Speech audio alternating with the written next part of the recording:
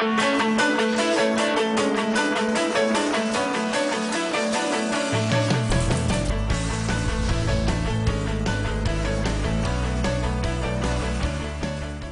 welcome to Ozarks Live. Thank you so much for joining us. As you can see, our producer Kerrigan is with me today. Joy's not on board. How are you today? I'm good. You've been like busier than 3 people today. I have been running around like a chicken with my head cut off all day. That's about it. Did you get to step outside at all? A little. It's a little chilly out there. It is chilly, but it's still melty a little bit. We had ice coming down. Yeah, I had to move my car, so my car's parked at the very front outside our gate. You might see it. It's a nice little equinox. That's one. Okay, you have a tower view there. That's looking toward the airport. I think those are airplanes sitting there. Anyway. What else would you call that? But I mean, you know, it's not the normal look of the airport there, and they're parked out on the grass. But the thing is, our tower here, it collects ice, and the guy wires that help, you know, support it, they collect ice, and then they melt from the top, and then all of a sudden you have these big shards of glass coming down. Every now and then it hits the roof. We have to. Excuse me, shards of. Well, it's like glass. We have to walk around with our hard hats. Yeah. You have to get a hard hat. To go out and move your car. Well, that's because it has knocked people to the ground. Yeah, it's a serious thing. That's why we get the hard hats now. But yeah, it's falling from a couple hundred feet up there, and then it hits the roof. And it sounds like a tractor is falling on top of the roof. I heard it earlier today, and that's when they sent us this email, and they're like, hey, maybe move your car. Yeah. And I was like, on it, gotcha. Yeah, and also as you're going out to your car, pay attention to what's above you. Don't just I walked out there today without my hard hat, and I was just like, okay, let's go. Yeah. Very quick. It's was also a one of those, scurry. and I have in the past, I've never been hit by a piece of ice, but I was doing the do-do-do-do-do.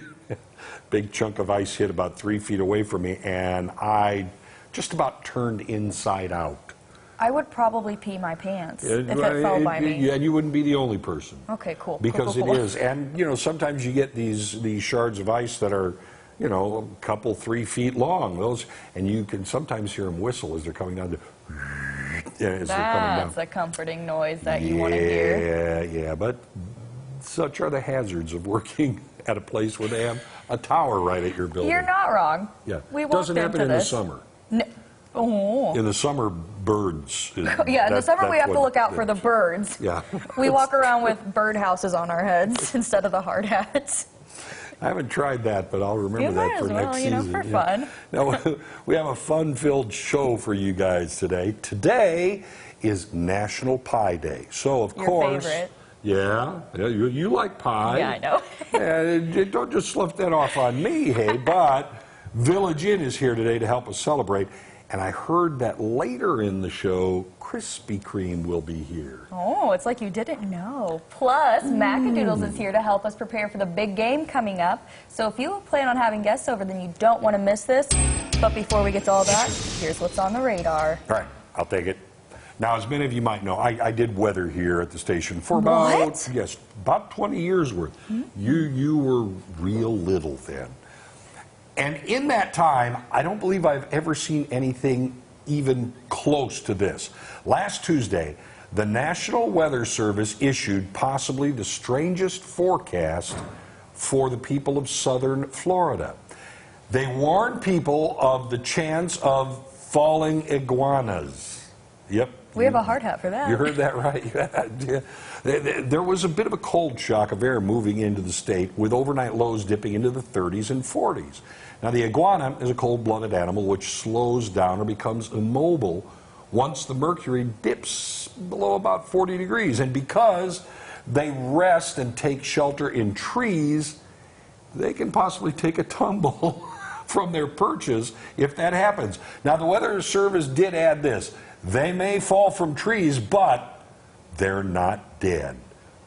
And what a nice surprise that, you know, that might befall a wayward vacationer walking around in southern I just feel Florida. like I'd be so excited if an iguana fell on me. Like, what a story. Stop. It's not funny because I'm going to... Oh, okay. Oh, all right. Well, here's another good one for you. It's a Guinness World Record, and it's a yummy one. A South African restaurant has proven beyond a shadow of a doubt the authenticity of its menu's biggest boast. Are you ready? Yeah? It has 207 different types of milkshakes.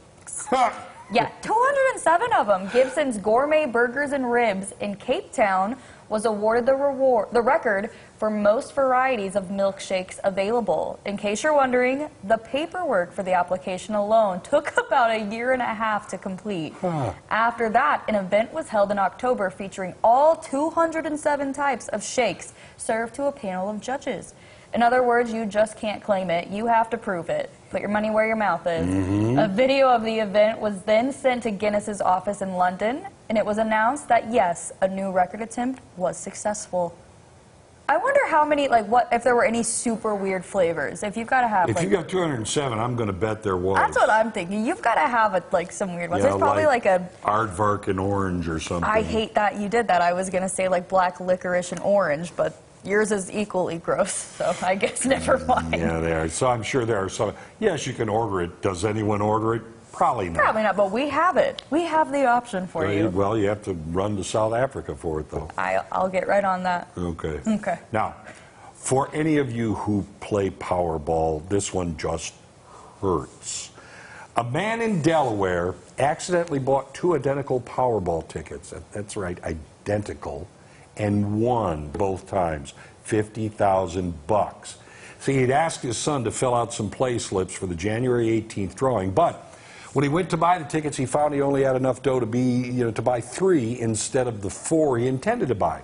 So he bought 3, but then he came back to the next day to purchase the other one. What he didn't realize was he accidentally used the same numbers as one of his other tickets. Well, when he came back after the drawing to scan his tickets, he couldn't believe it. When the first ticket was a winner, $50,000. Now, a couple hours later, he scanned the second ticket and, yep, he won again, $50,000 for a total of $100,000. And I'd say, outside of saying, good for you, pal, I have no words. How is someone that lucky? I thought I was lucky in high school, like when I won an Xbox. I was like, oh, look at me, hotshot. And it's like, no, not even kinda. You buy 2 of them, the same numbers, and you win on both of them. That's unreal. Of course, that'd be the only way to win on both of them. I mean, yeah, that technically is how that works. But, I'm jealous. I could, what would you do with that kind of cash? Because I have a feeling neither of us are going to see that kind of cash. No, you'd get a text from me. That's what I would get some? do. I'm out of here. Huh? Would I get some of it? A pizza's worth. All right. My so anyway, coming up. Not a pizza in Rome or anything.